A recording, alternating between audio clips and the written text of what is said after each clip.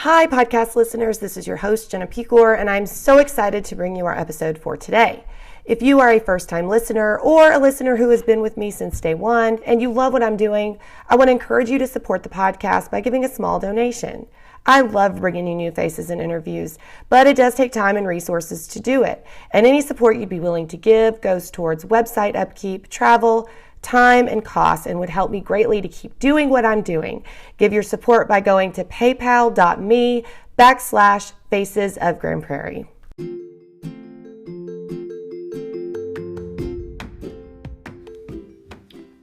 Today my guest is the very entertaining and interesting Rick Herold. Rick is the retired director of the Grand Prairie Parks and Recreation Department and has been instrumental in creating facilities like the Epic Waters, and the Summit, and events around town like Prairie Lights. He talks with us about graduating from North Texas and his career in Parks and Recreation. He also gives us some very inspirational lessons that he's learned in Act 1 of his life that he's taking with him into Act 2. Join me and my co-host for the day, David Pecor, in this delightful interview with Mr. Rick Herold.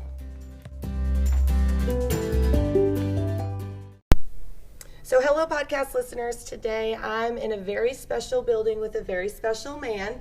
We are recording at the Summit, at the theater in the Summit, and I'm here with Mr. Rick Herold. Hi, Rick. How are you? Hi. Glad to be with you today. Oh, I'm so glad you agreed to do this. And I actually do have a special guest host. It's my dad, David Pecor, and my dad and Rick actually, my dad served on the Parks Board when you were the director of the Park Board, and so I thought it would be you'd be a good person to come help me to talk to him. I won't tell all the secrets.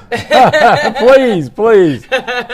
But you are the retired director of the Grand Prairie Parks and Recreation Department. Yes, ma'am. Yes, and how long have you been retired now? A little over a year. Wow. And you've been January 4th of last year. Wow. Yeah, and you haven't been just sitting at home doing nothing. I traveled for the first 5 months and had a great time down in the Florida Keys and played Jimmy Buffett for a while and went on a couple of cruises but was glad to be back home. You are? Yes. It's nice to travel, but always nice to come back. I'm waiting for Act 2. You know, the first 35 years at Parks and Rec was Act 1, so now I still think there's an Act 2 ahead. Hey, yeah, always. So you were with Grand Prairie Parks and Rec for how many years? 16 and a half years in Grand Prairie. Gotcha. And then before that, where were you at? I was in Euless for 16 years. And you were there with someone else? Yes. It's a funny story with Tom Hart, the city manager of Grand Prairie now. So he was already in Euless when he hired me to come to Euless, and then he came here a couple years before I did. Okay. And how long were y'all in Euless? I was in Euless 16, and Tom was probably close to 16. We just didn't overlap the entire time. I see. So the majority of your life you've spent as a Parks and Recreation Director. Yes, and then I started my career in the Colony. Oh, okay. With a city manager named Tom Hart. So it's a funny story. So we really go back 40 years together. Wow. From knowing him. So. Oh, that's awesome. We were just in the Colony the other weekend. It's crazy up there. Yeah, we had nothing. When I was in the Colony, we had nothing. But that, and I said that a little bit at when I retired, but that really set the stage for a lot of my belief system in the profession during that time in the Colony. In what way do you mean? Well, it's very easy. What happened in the Colony was it was a growing town. Fox and Jacobs, the builder, really, that was their community. Mm-hmm. And that's all there was. So there was one grocery store, one convenience store, no schools. It's part of the Louisville Independent School District.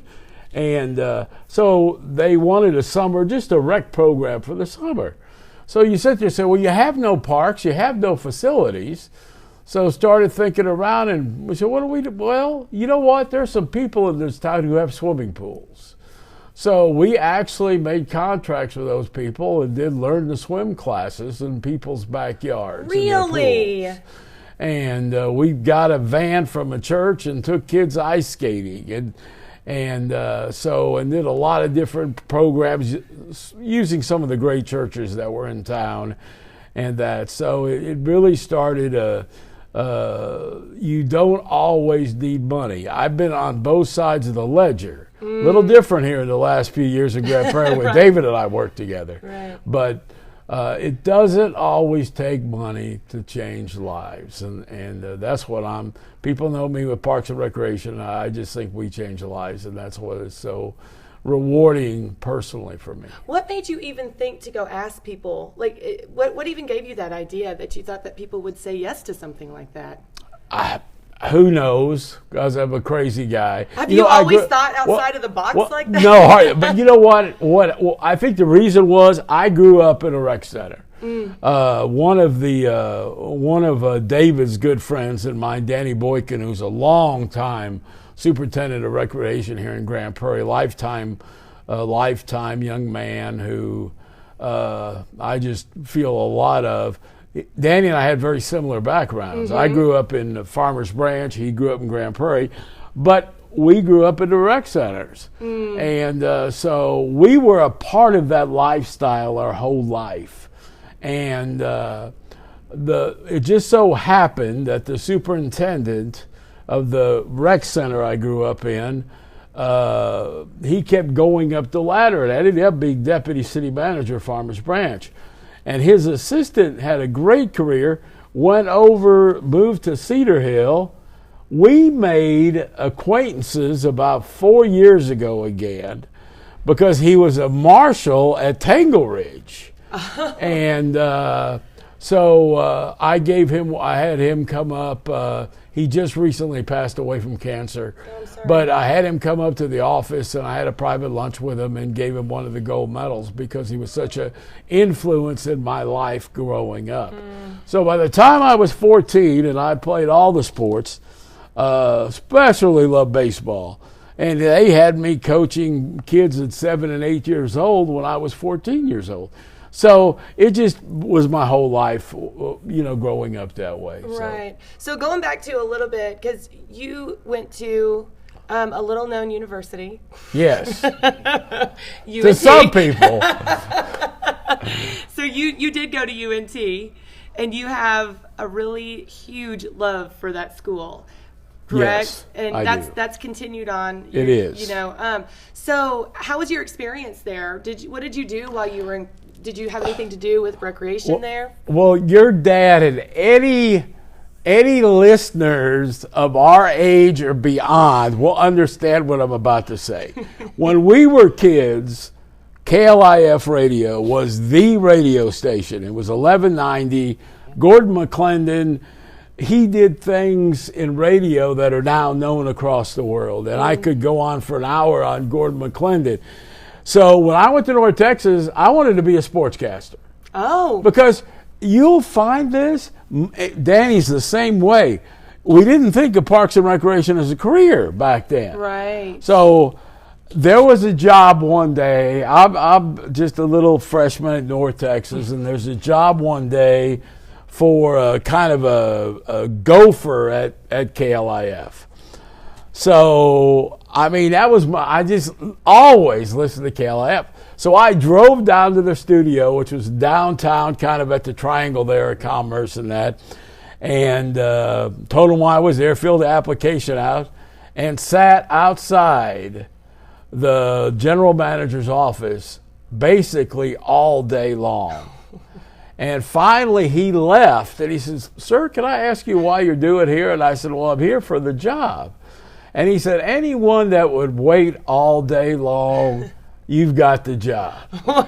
And in true radio fashion, 6 months later, I'm doing sports for KLIF. Really? And it was just a thrill. And it was something that my last boss was Mike Snyder, who went on to Channel 5, Channel 5 television. But at the same time, the McClendons had already... They did no longer own KLF, but they owned their FM station, which at one time was the most listened to station in the Dallas market, called K-News, KNUS. Well, Mike went to K-News, brought me to K-News, and I stayed there for 2 years, and they brought Mike Selden back, who David will remember, one of the legendary. And I'm meeting all these heroes in my youth. And so one day I'm going up the elevator. The KNUS was in the Majestic Theater that Gordon McClendon owned in the upstairs. And at one time, KNUS was in a 10 by 10 office in KLIF when they started the station. And it had a 50% listening audience in Dallas and Fort Worth. It was the first FM station. Incredible story. Wow. There. So who walks onto the elevator but Gordon McClendon? Oh. And it was the first time I met him. And he looked at me and he goes, "Big boy, you're strong enough to use the stairs." And that was my first impression from that. So I'll cherish my radio days. I have millions of stories. I need to document them. They're a lot of fun. But as it went on, the McClendons also sold KNUS, and they went to an all-disco format. So they didn't do any sports or news. And I went back to North Texas and was just thumbing through the catalog and came across Parks and Recreation. And I thought, oh, my gosh. And the rest is history. Before you leave KLIF, let me throw out a couple names, see if they ring a bell. Ken and Granny? Oh, yeah. Oh, of course. Royal Order of the Night People? Oh, yes. Oh, yes.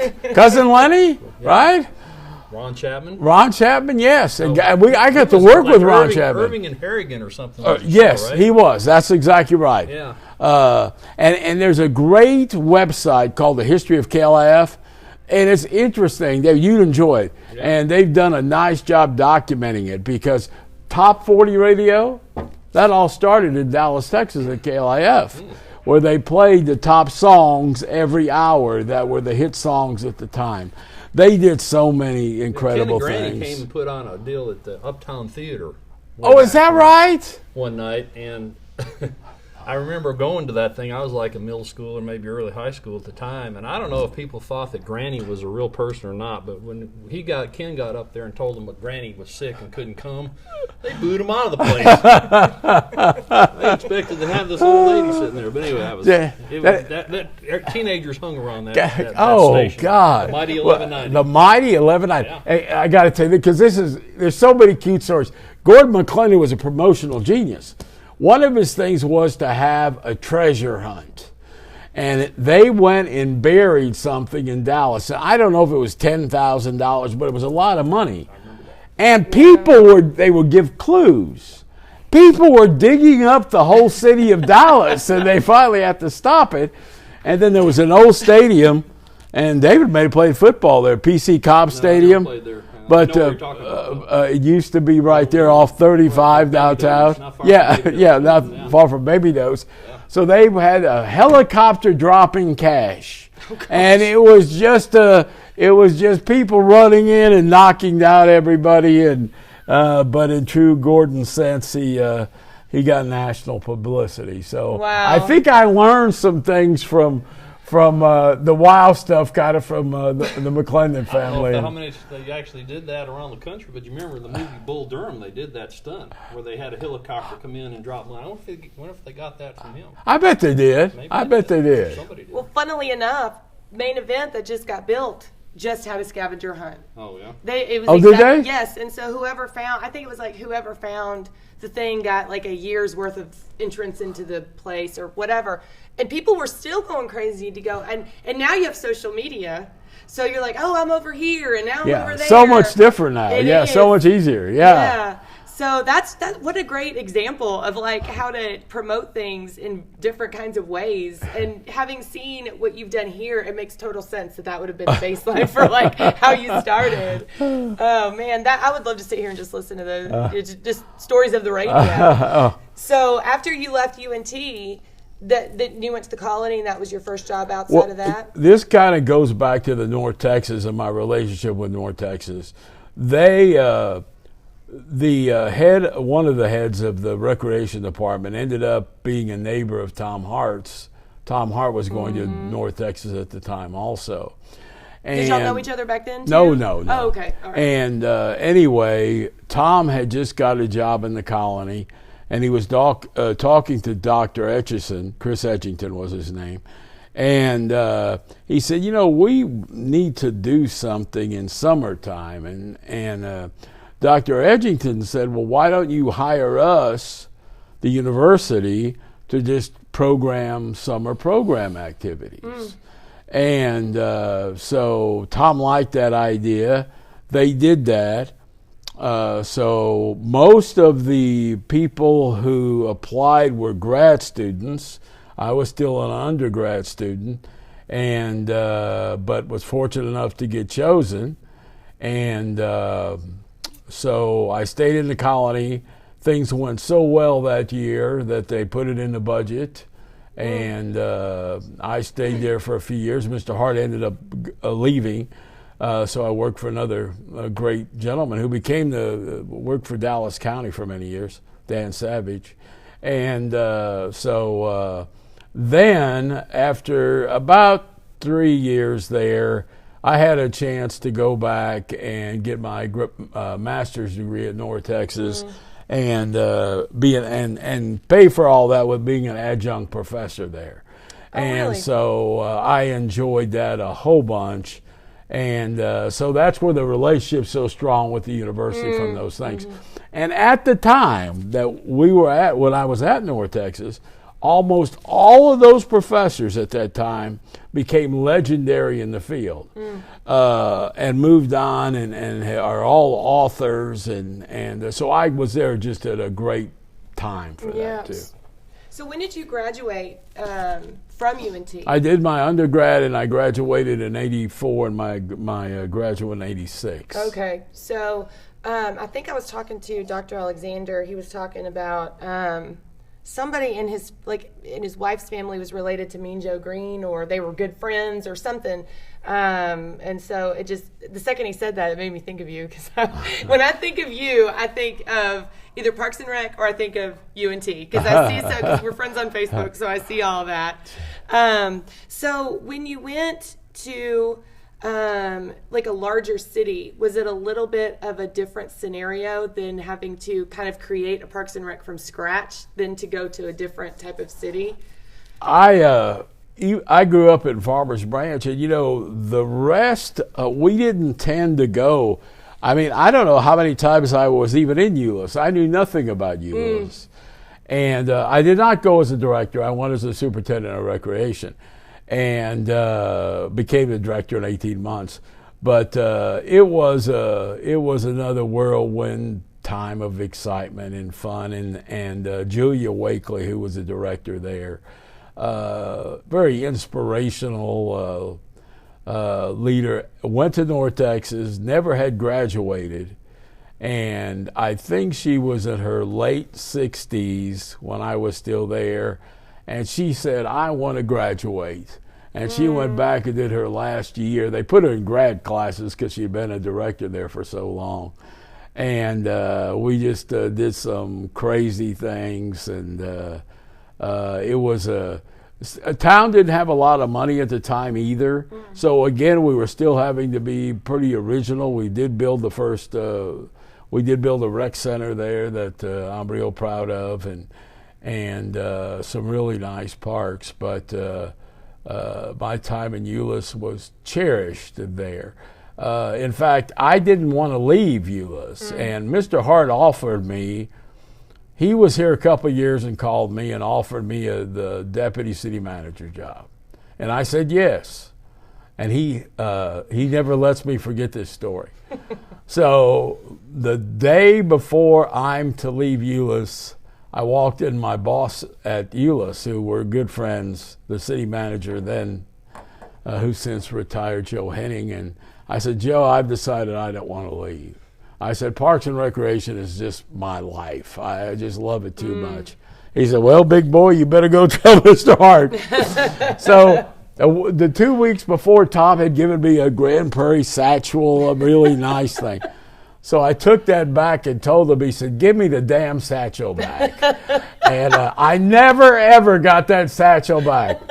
So anyway, about 18 months, 2 years later, his director, someone I respected so much, Mark I. Netton, Mark got a great job in Chandler, Arizona.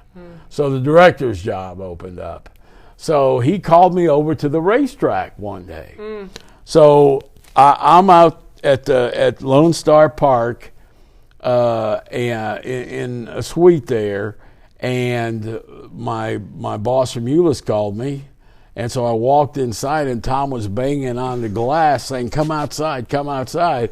I went outside, and on the Diamond Vision at Lone Star Park, it said, "Rick, how about a job in Grand Prairie?" Oh, So, wow. so I decided to make the plunge and come Kind here. of like wedding proposal. Yeah, that's a little bit over the top, yeah. Today's nonprofit spotlight is on the Nicholas Foundation. This organization is named for a young man named David Nicholas, who got into an accident and was on the organ donor list. The foundation's founder, Rodney DeBon, was on the organ donation list awaiting a new heart. Through a chance meeting of relatives of one another, the Nicholas family made one of the first directives in organ donation and asked for Rodney to have David's heart. And in 1993, that's exactly what happened. Rodney saw a need for families awaiting organ donation. When they are on the list and they're called, the organ could be in one state and they could be in another. So transportation to the nearest hospital could be costly and take too long.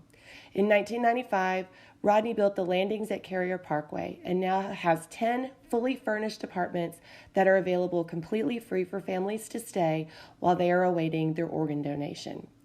This organization also raises awareness about organ donation and provides scholarships to high school seniors. If you'd like to learn more about organ donation or to support the foundation, visit their website at nicholasfoundation.org. That's NICKLAS foundation.org.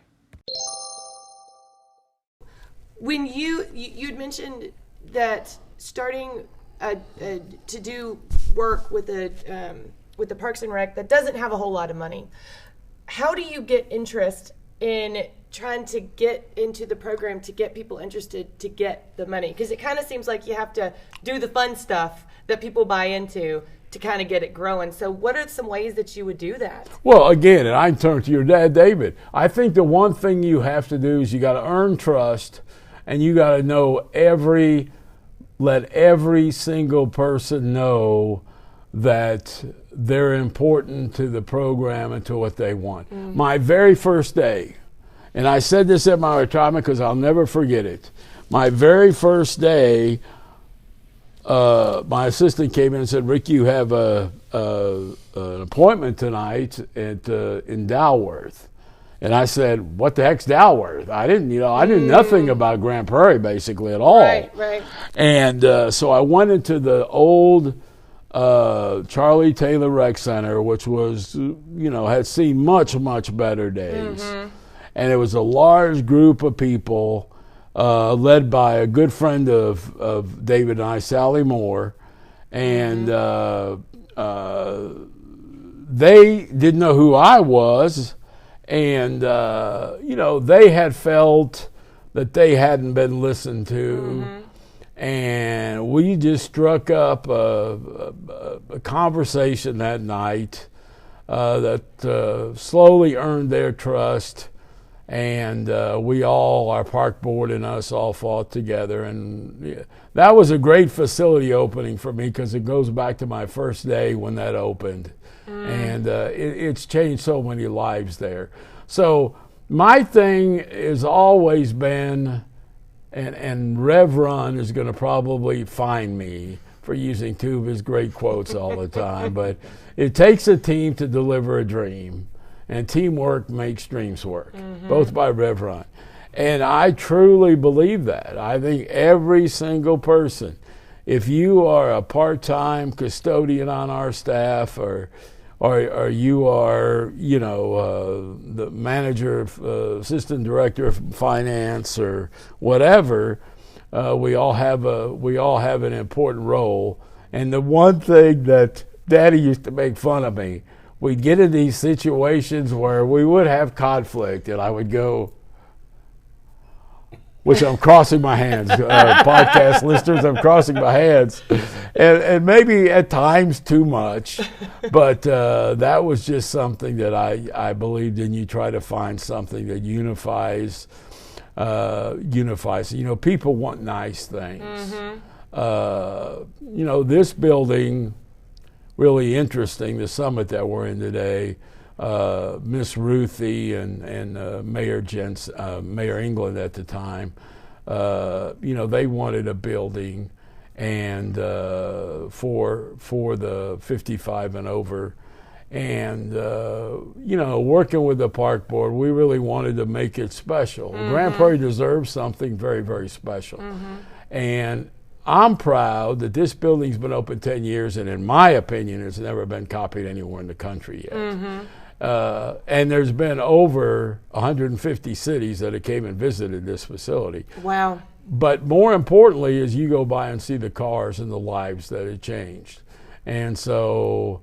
but it took many meetings with lots of people and getting everyone on board with a single vision, and the teamwork just shows what can happen here. That's a very good point. I think that a lot of people probably, if you've never been a part of this, which I have not personally been on a board, I was on a commission. I just wasn't on a commission like the park board where you're trying to literally build buildings and things like that. It takes a tremendous amount of time, and it starts with a lot of planning and a lot of intentional direction. So what year would you say, when you think about the summit specifically, did y'all really start discussing it to try to put it together? I remember, I could tell you how it all got brought up because it's one of those stories that I'll always remember. We're in a budget retreat. Budget retreat is the city council, the city manager's office, and some of the key directors. And they're going through next year's budget and making changes in that. And before the last break of the afternoon, Miss Ruthie comes up to me and she goes, "Rick, I just want to let you know this is not aimed at you, but I'm going to bring up your department." And I said, "Well, thank you, Miss Ruthie." So she gets up there and she goes, Mayor says, "Any final comments?" Mayor England. And she goes, "Yes, Mayor, how much do we spend on animals in this town?" And they went through the papers and told her. She goes, "How much do we spend on seniors in this town?" And she goes, "We need a facility." And Mayor England looked and he goes, "Well, let's build a facility." And then the whole council agreed to it. But that's exactly how it started. So we went pretty quick after that. We did need to pass a 8-cent sales tax. And the citizens have always been gracious. When you look at all of these facilities in town, happened before Rick Herold got here. About a year and a half, they passed the 1/4-cent sales tax forever for Parks and Recreation. So you would say, hey, we passed the 1/4-cent sales tax forever for Parks and Recreation. Y'all sure don't need anything else. Well, there was so much need in all the parks that money just wasn't going to go as far as they had hoped. So they passed for another 8 cents to build this building and minor league baseball stadium at the same time. And then Epic and the Epic the same way. But so the citizens, again, before Rick had, trusting government, coming together as one, all those great older leaders of the community, and Mark Idnetton working with them, and that's what's led to, I think, one of the most envious cities in the Metroplex when it comes to facilities.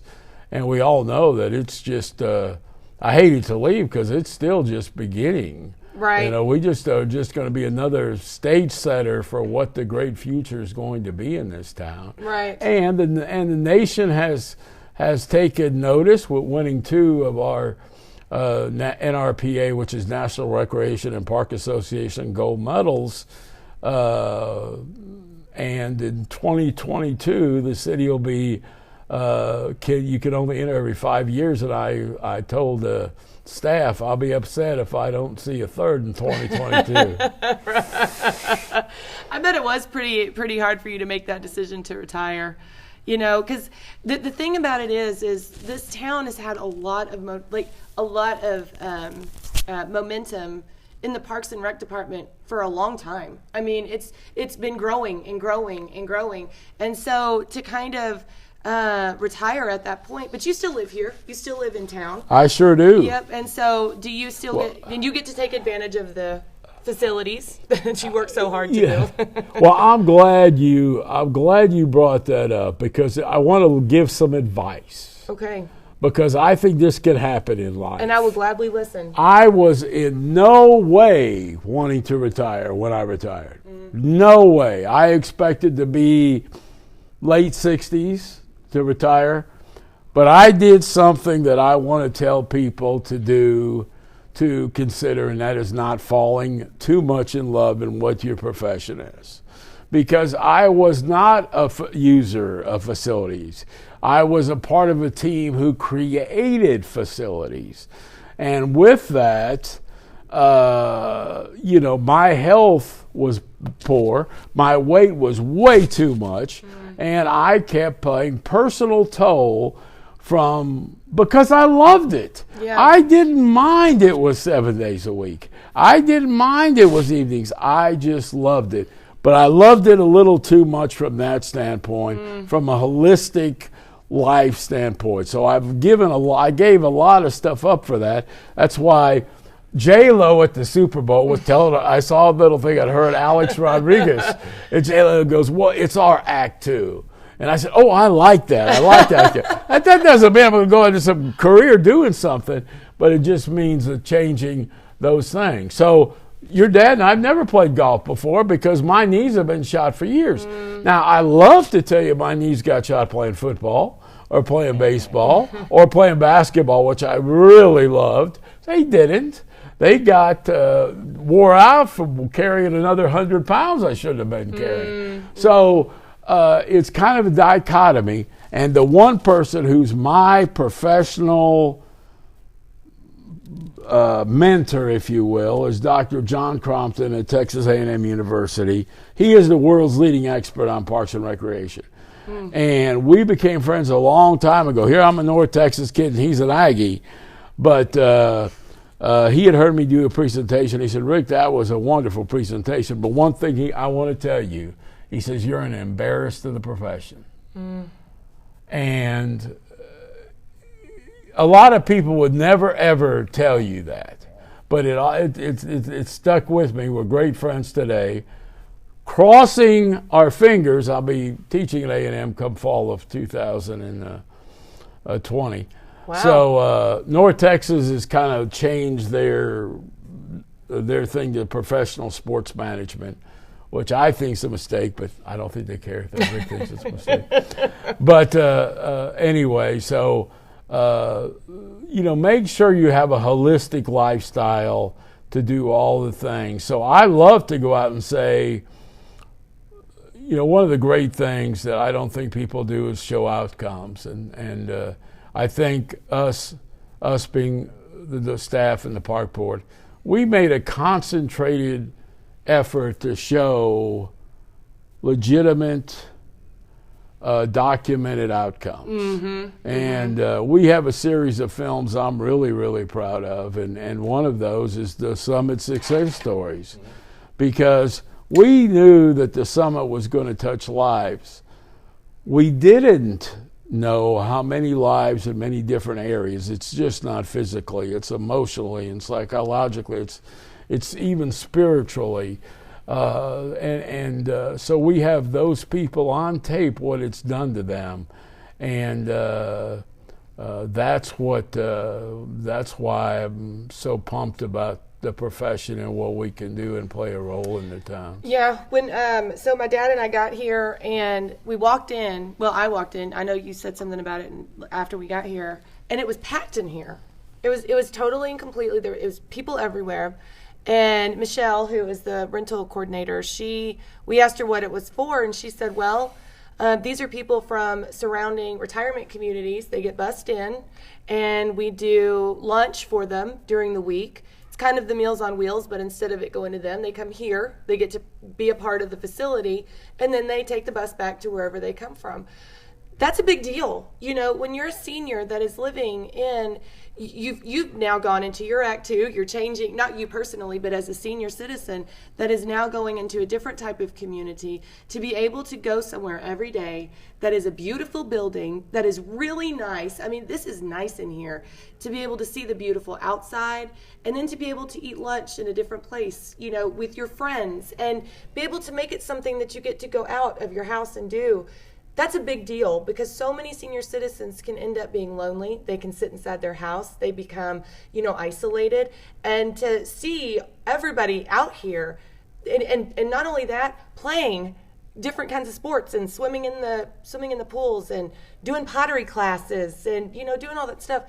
That's really important. And I'm glad that Miss Ruthie, you know, had the vision of we need to treat our senior citizens with respect and give them those things. And that in and of itself, just this building alone would be enough reason to go, look what this is an amazing outcome. But then you look across the way and you see Epic, and then you look across the way, you see Epic Waters and all those different places, and people utilizing the things that you've done. I mean, we went to the Playground Adventures, my daughter and I.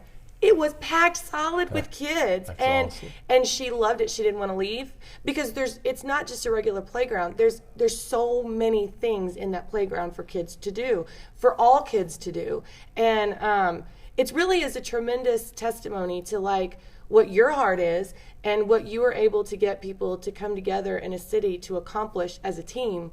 That's not something every city has, and I think that's just it's tremendously special to watch. It really is the leaders of the community.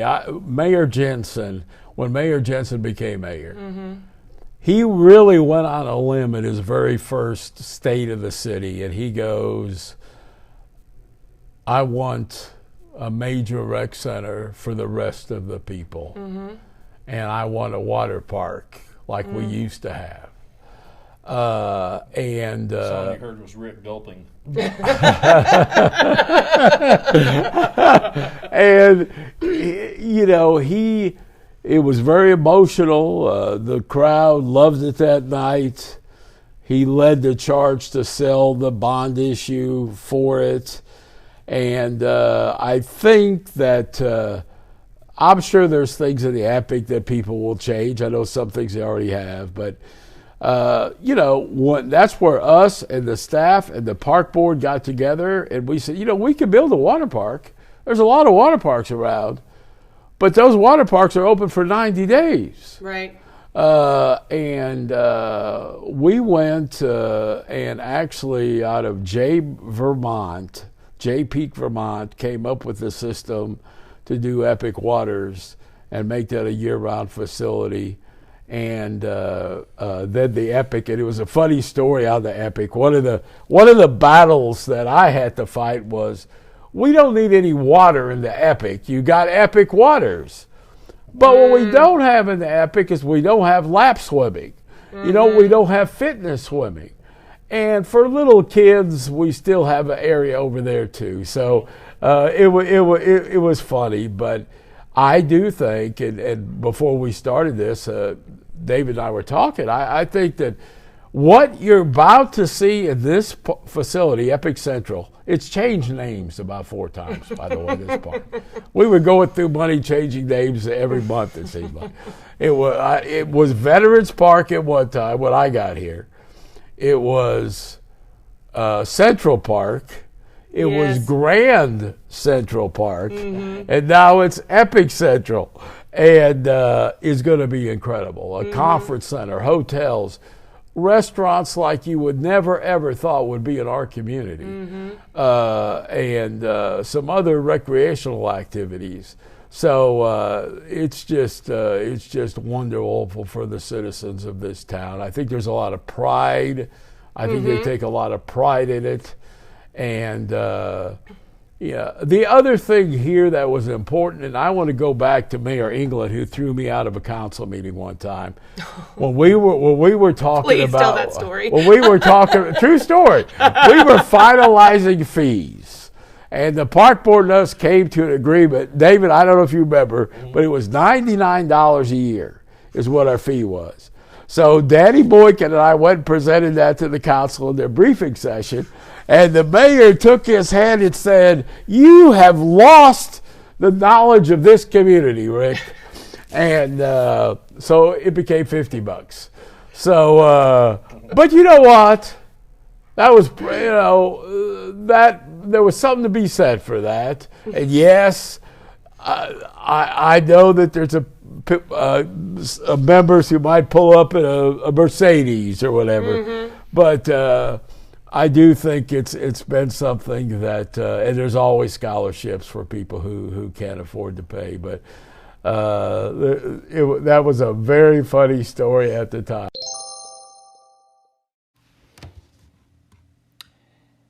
Purchasing a home can be a very overwhelming and confusing experience, especially if you're a new home buyer. With all the options for mortgage lenders that are out there today, how do you know which one is going to work best for you? Bancorp South in Grand Prairie is not only a bank, but is also a mortgage lender, and they're here to help you with that new home purchase. A little known fact about mortgages is that not all of them are built the same. Even in an FHA loan, there are a variety of products that a lender can choose from that fit that buyer's needs and requirements to get them into the house that's right for them. At Bancorp South, they have a wide variety of products, and they just released several new programs to help that buyer with down payment and closing costs. These programs are not just for first-time home buyers, but for all buyers who qualify. If you'd like to speak with a mortgage lender who will take amazing care of you, and I mean amazing, I've worked with her for a long time, and she will help you through the entire purchase process, call Cynthia Gossett with Bancorp South at 214-598-1542 and tell her that Jenna sent you. One of the things that I just thought about was, with you being someone that didn't grow up in Grand Prairie, you kind of came into this community as an adult, and I grew up in Grand Prairie, so it's just the community mindset of Grand Prairie, the pride in Grand Prairie has always been something ingrained in me. But you mentioned a lot of people. You mentioned Ruthie, you mentioned Mayor England, you mentioned Mayor Ron Jensen. Those are people that have been ingrained in this community for a very long time. So when you came into it, what did you find interesting about the culture of the town? Because you said you met Sally Moore, and that was something that you did. So how was Grand Prairie different for you? Or was it different as far as how the community worked together? It was really very similar to my time in Euless. Really? And the first person which I think had the same value system. I think the towns really have the same value systems. And that was a system that I grew up with in Farmers Branch, which was basically Farmers Branch at the time was just a upcoming blue collar, another Fox and Jacobs type of community at the time. But how I got really ingrained in the community was Wayne Hanks, who the mayor used to work for and has since bought his company. Wayne Hanks worked diligently to get the Breeders' Cup to come to Grand Prairie. And in fact, he worked so hard that they finally said, "We're going to Grand Prairie just to get Wayne Hanks off of our you-know-whats." And I was lucky enough to be appointed the co-chair of the host committee with Park Board Chairman B.J. Nichols. And I learned a lot from Wayne about the history of the community and his love for the community. And Doug Beek, who was a former employee at the time, I was really fortunate that you don't have in life very much, is that I still was around a lot of the founding fathers and mothers of the community, but also had a workforce of Ron Neely, Danny Boykin, Doug Beek, who had 25-year history of the department. And so they had no money. Those are heroes to me. And it made it really easy to blend into the community. My very first day, Ron and Danny, I'm sitting there behind the desk saying, what in the hell have I got into? Is it too late to go back to Eula? And they took me to Edelman's Barbecue. Oh, yeah. And Miss Edelman just took a liking to me from day one. And then the next day they came in and says, we're going to go, and they took me to Candlelight to eat on my second day. And that's a story between all three of us. But I just being around those people and around the community and watching the love of people and getting to work a little bit with the Breeders' Cup with Randy Galloway and it just I was just very fortunate at the right time. And my hope for the community is in Parks and Rec, and I just love the staff that's there now, and Dwayne Strawn and Gary Yakish and the entire staff. But is not to forget. I one of my other things I say is you can't build a great future without honoring, respecting, and learning from the past. Very true. And I have always been lucky, fortunate to have been loved and counseled by founding fathers, both at Euless and in Grand Prairie, and that made an incredible difference in my life. Man, it sure did. It does, and you're absolutely right. One of the things that since you were director of Parks, the Park Board, and Parks and Recreation, the Park Board is a different scenario, is a different entity. One of the things I wanted to mention is that's how citizens can get involved in the local community. Is there's a variety of commissions and boards that you can be appointed to, which is how, which is what my dad started to do. He was appointed to the Park Board, and that's how you guys got to work together. So, how and Park Board is one of those that I think is one of the coveted places where citizens love to work because you get to do a lot of really fun stuff. I was on it for 8 or 9 years. I had a ball every time I went. Everything that we did, yeah, trips or whatever, and going looking at things. But that I would imagine that being able to work with a board of citizens that are not your employees but are people that are volunteering their time helped a lot as well. Would you agree? Oh, absolutely. I think that's a must. And again, it was David. I mean, David and we had a lot of educators, and it was important for me to get involved with the school system. And I think they were another. I haven't talked about the school system, but they were a great partner with us all the way through as well, especially at Playground. So no question. And they're appointed by the council. So, each are, I don't want to use the word watchdog, but each can report back to the council. I think we made a concentrated effort to have, and I did this in Euless. This was one little thing. I thought that to let Park Board members give monthly updates or reviews of things that were of interest to them. And so, and we had spats. Oh my gosh, we had spats. But we all had a common goal. Yeah. Well, I only remember one. I'm not going to go into the details of what only one tense board meeting, and it involved some community members and so on about an issue that was up at the time. You know, probably. I know what already. You know where I'm going with that. And there were some, having begun a career in education, I dealt with a lot of school boards and tense situations. And I don't remember who I was sitting by, but somebody really on the board got really nervous about how, things were going. They said, man, this is really a tense. I said, no, you haven't seen tense until you've been in a board meeting until like 5:30 in the morning, one of those deals. I said, this is not that tense. But it's all a matter of perspective. But it all worked out and everything was fine. But other than that, it was just a great time. And when BJ approached me about going on the board, he said, man, you'd love it. He said, you're treated like $1 million. You get to have input and, this sort of thing. And I said, well, okay, sounds like a plan. And I can attest, before we run out of time, I just want to attest to something that Rick said earlier about recognizing people. And there must be something in the water up in Denton with the professors. Because as you may remember, I got my master's in administration from North Texas, and I cannot remember the professor's name. He was an ex-superintendent, and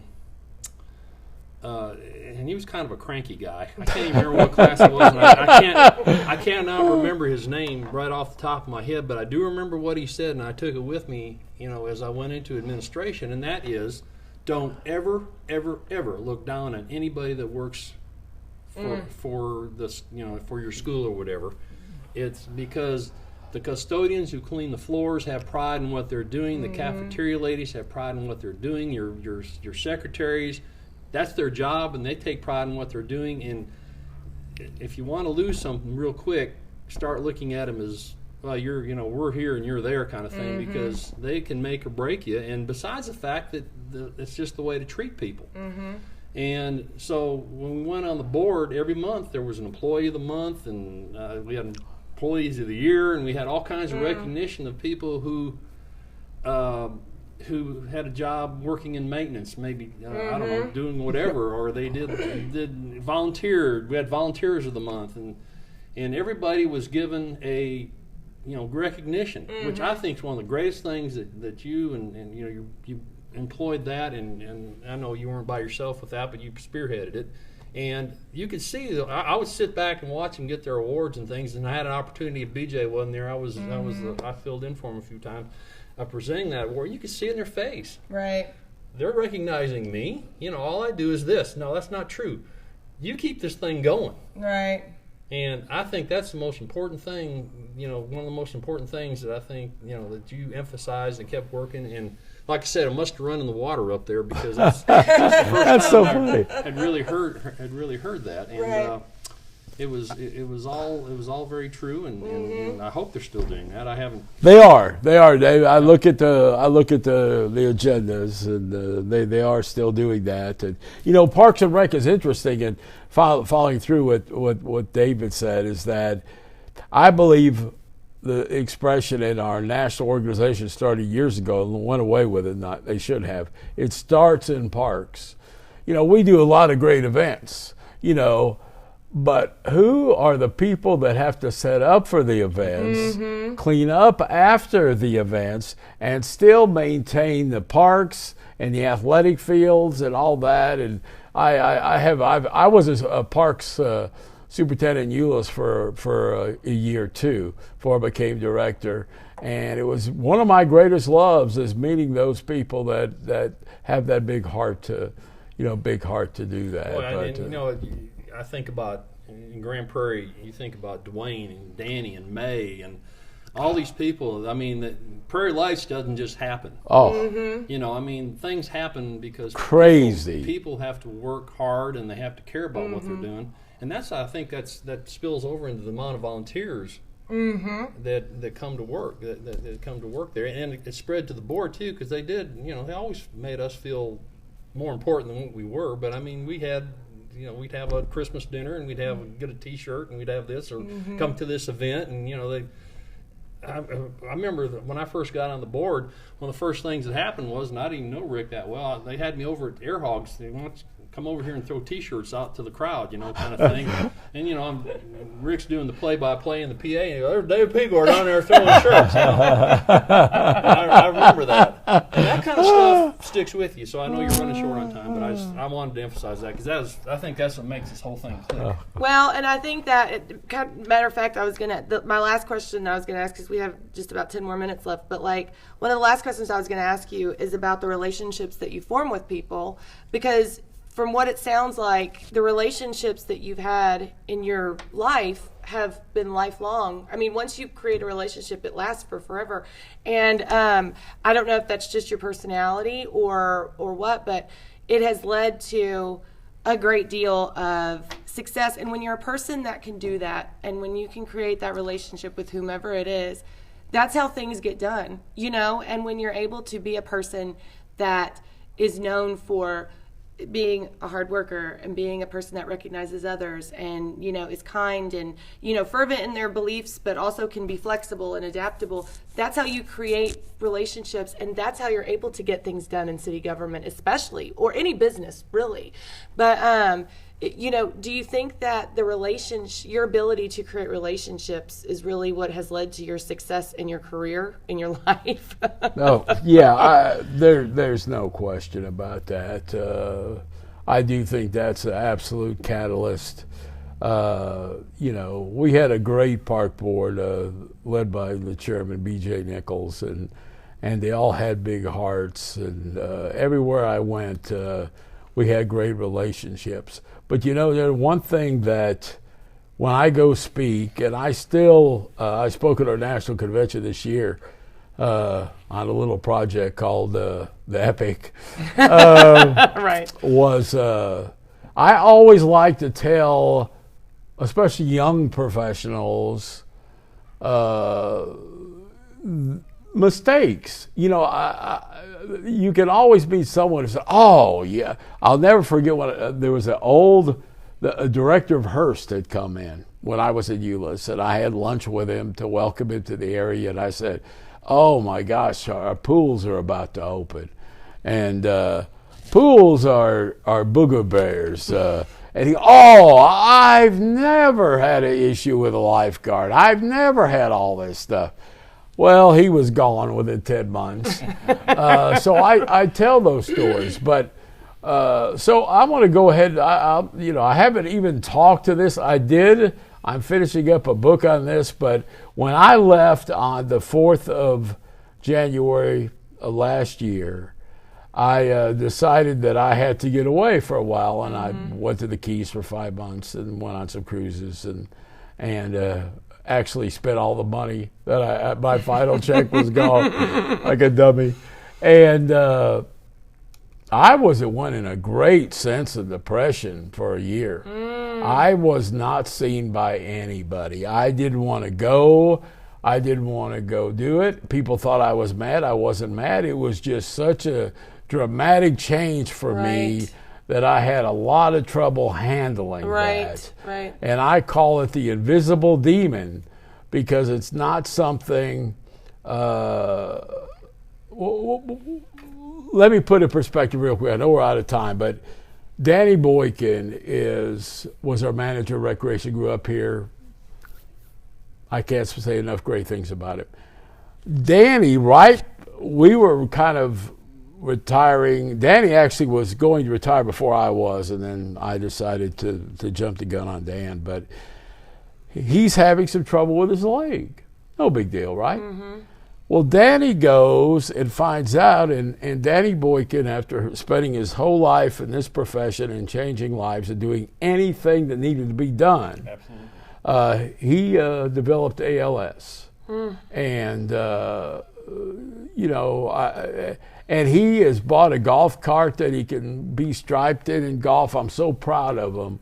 So all of our hearts go out for Danny because he's a beloved person in this community and always will be. But so my little thing is nothing like Danny, but that invisible demon can play a heck of a role on people too. So I ask them if they completely agree. Yes. If they get in that situation to go and don't. Bruce Springsteen has a movie out called Western Stars, and you got to watch it. Trust me. I did not know that he was Western in a movie. Stars. No, it is his last album that they made a movie out of. Oh, gotcha. Okay. And I think it's phenomenal. But he has a line in there: if you fall in love with lonely, you end that same way. And so it was a tough time to rebound back, but finally there's some things happen in life that did that. So I just urge people, if they ever get in that situation, to try to find someone or something that could help them on that. Yes, I think that's a very good thing. I did estate sales for a while, and so I'm very used to seeing people transitioning from one part of their life to another. When you're selling your house that you've lived in, or when you're getting rid of your items that you've collected over your years, there is a sense of loneliness, depression, loss, all those things. And it can be very difficult to get into that next part. And where I said, before, the isolation is what'll do it. Is you're sitting around and you don't know what to do and you don't know where to go next. And, it's interesting how you can spend your whole life being happy and joyful, and then all of a sudden you get to that end and you don't know where to go next. And you don't, So I'm glad that you brought that up, because I think that's a tremendously important lesson. You've said a lot of really tremendously important lessons that I'm taking with me that I needed to hear today personally. But so one more thing before we go. What is your dog's name? Scrappy. Scrappy goes with you places, doesn't he? He does. And you know where the name Scrappy comes from? No. That's the mascot of the University of North Texas. So that relationship's, and he has a UNT collar on also. He's a rescue animal from our animal adoption center. Golden Retriever. He's nothing but a big bundle of brown-eyed love. That dog is special. The only problem was he dyed him green once and brought him to the board meeting. You did not. Are you serious? No, He did come to work. He did come to work with me the last 6 months, and he would go from one office to the next office, and everyone had treats for him. So they miss him. He misses them as much as they missed him, I think. Did you take Scrappy on your last trip? I didn't. I could not find enough places to stay to take him, and so I had him watched. But I should have brought Bella, and he should have brought Scrappy. They could have had a little play date. Oh, they'd have loved it. They'd have loved it. Well, Rick, thank you so much for being pleasure. here. It was so nice to have you, and I think we need to do a whole nother one just about the radio industry. It sounds so interesting. And thank you, Dad, for joining me. Yes. No problem. Good to see you. Thank you. All right, thanks.